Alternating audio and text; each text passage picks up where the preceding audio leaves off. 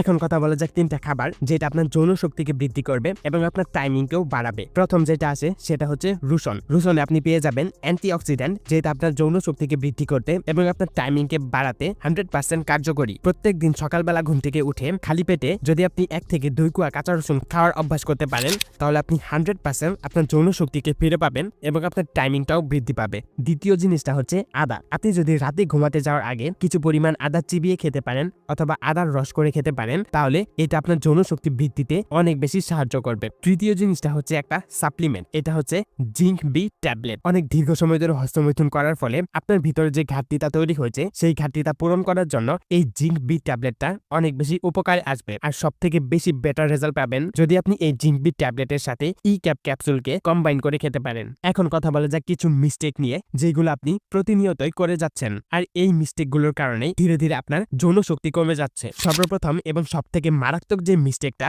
সেটা হচ্ছে রাতের বেলা পর্যাপ্ত পরিমাণে না ঘুমানো। দেখেন, আমাদের বডিতে হরমোনাল ইমব্যালেন্স কেন তৈরি হয়? আমাদের কিছু ছোট ছোট ভুলের কারণে আমাদের বডিতে হরমোনাল ইমব্যালেন্স তৈরি হয়, যার মধ্যে পর্যাপ্ত পরিমাণে না ঘুমানো সব থেকে বেশি মারাত্মক একটা ভুল। আমরা যখন ঘুমাই ঠিক ওই টাইমে আমাদের পুরো শরীর রিল্যাক্স মোডে চলে যায় এবং ঠিক ওই মুহূর্তেই আমাদের শরীরে হরমোনাল চেঞ্জেস গুলো আসে এবং আমাদের শরীরে হরমোন রিলিজ বলেন, হরমোন তৈরির প্রক্রিয়া বলেন, এই সবগুলোই কিন্তু ঘুমানোর সময় হয়ে থাকে। তাই আপনাকে অবশ্যই পর্যাপ্ত পরিমাণে ঘুমাতে হবে। আপনি 7 থেকে 8 ঘন্টা ঘুমানোর চেষ্টা করবেন। দ্বিতীয় যে মিস্টেকটা সেটা হচ্ছে পর্যাপ্ত পরিমাণে জল না খাওয়া। দেখেন, আমাদের বডিকে হাইড্রেট রাখা অনেক বেশি গুরুত্বপূর্ণ। আপনি যদি আপনার শরীরে পর্যাপ্ত পরিমাণে জল সরবরাহ করতে না পারেন, তাহলে আপনাকে অনেকগুলো প্রবলেম ফেস করতে হবে, যেটা আপনার যৌন শক্তি এবং মেন্টাল হেলথের উপর বিরূপ প্রভাব ফেলবে। তাই আপনাকে অবশ্যই পর্যাপ্ত পরিমাণে জল পান করতে হবে। তৃতীয় যে মিস্টেকটা, এটা ম্যাক্সিমাম ইয়াং জেনারেশনের মধ্যেই দেখা যায়। বর্তমান ইয়াং জেনারেশন অনেক বেশি ডিপ্রেশনে ভোগে। আপনি যখন অনেক দুশ্চিন্তা করেন তখন আপনার বডিতে কর্টিসল নামক হরমোন রিলিজ হয়, আর যেটা আপনার টেস্টোস্টেরন হরমোন প্রডিউসে বাধা প্রদান করে। আর আপনার সেক্সুয়াল হরমোনকে বলতেই টেস্টোস্টেরন হরমোনকেই বোঝায়। এটা যদি আপনার বডি ঠিকভাবে প্রডিউস করতে না পারে তাহলে আপনার যৌন শক্তি কমে যাবে, এটাই স্বাভাবিক। তাই আপনাকে অত্যাধিক দুশ্চিন্তা থেকে বিরত থাকতে হবে। ফোর্থ মিস্টেকটা হচ্ছে অধিক পরিমাণে জাঙ্ক ফুড বা তেলে ভাজা খাবার খাওয়া। এটা আপনার হরমোনাল ইমব্যালেন্স তৈরি করে, তাই এটা থেকে আপনি যত দূরে থাকবেন ততই আপনার জন্য ভালো। মোটামুটি এই বিষয়গুলো যদি আপনি খেয়াল রেখে বেশি না মাত্র একটা মাস চলতে পারেন তাহলে আপনি নিজেই আপনার মধ্যে অনেক বড় ধরনের একটা পরিবর্তন দেখতে পারবেন। আপনার যৌন শক্তি ফিরে আসবে, আপনার টাইমিং বৃদ্ধি পাবে এবং আপনি সবসময় অ্যাক্টিভ ফিল করতে পারবেন। আজকের এই ভিডিওটা আপনার যদি একটু হেল্প করে থাকে তাহলে ভিডিওতে একটা লাইক করে চ্যানেলটা অবশ্যই সাবস্ক্রাইব করে দিবেন।